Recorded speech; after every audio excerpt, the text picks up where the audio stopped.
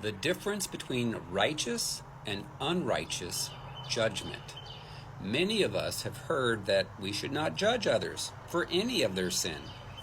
This has largely been stated in most churches, and what Satan has done is cause those who are leaders in the church to turn a blind eye to all blatant sin in their leaders and teachers and those attending church. So then no one addresses the need for them to repent and actually change, so that sin is now rampant amongst most church leaders and their attendees. What needs to be done is to help those struggling to realize the importance of forgiveness towards those who hurt them. Matthew 18:21-35. And that if we don't forgive from our hearts all those who have hurt us, then we'll be turned over to the tormentors.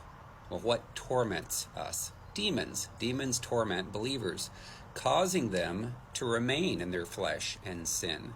So we also must repent for our pride that comes with that, pride and sin, so that we can then walk in the fruit of the Spirit and not the flesh. And that's Galatians 5:16-26. So there is righteous and there's also unrighteous judgment.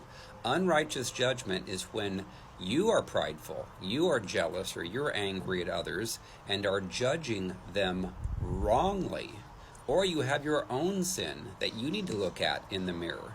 Many have a log in their own eyes of sin, and their demons want them to point out either the sin in others or to hear them describe other people in a way that would justify their anger or jealousy towards them, and not to look in the mirror at themselves. So, of course, Jesus addresses that. And he oftentimes was referring to the Pharisees and the scribes and the leaders of the church in his day. They needed to repent. They needed to change. That's in Matthew 7:1-6. But few people have actually heard about righteous judgment. And most have not read what Paul wrote about it in 1 Corinthians 5:9-13. What does that say? It says, "When I wrote to you before, I told you not to associate with people who indulge in sexual sin." But I wasn't talking about unbelievers who indulge in sexual sin or are greedy or cheat people or worship idols. You would have to leave the world to avoid people like that.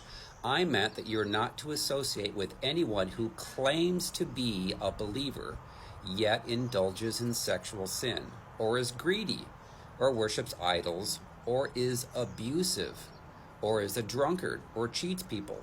Don't even eat with such people. It isn't my responsibility to judge outsiders, but it certainly is your responsibility to judge those inside the church who are sinning. God will judge those on the outside, but as the scriptures say, you must remove the evil person from among you. So I have a book called Freedom from Soul Wounds and Demons. It's helping people to get healed of their wounds and get delivered of their demons so they can actually walk in the fruit of the Spirit. And that book's available on Amazon in paperback, Kindle, and Audible. You can also request a personal session. I'll take you through a personal healing and deliverance session. Go out to our website, restored2tofreedom.com. Click on Contact Me and submit the form.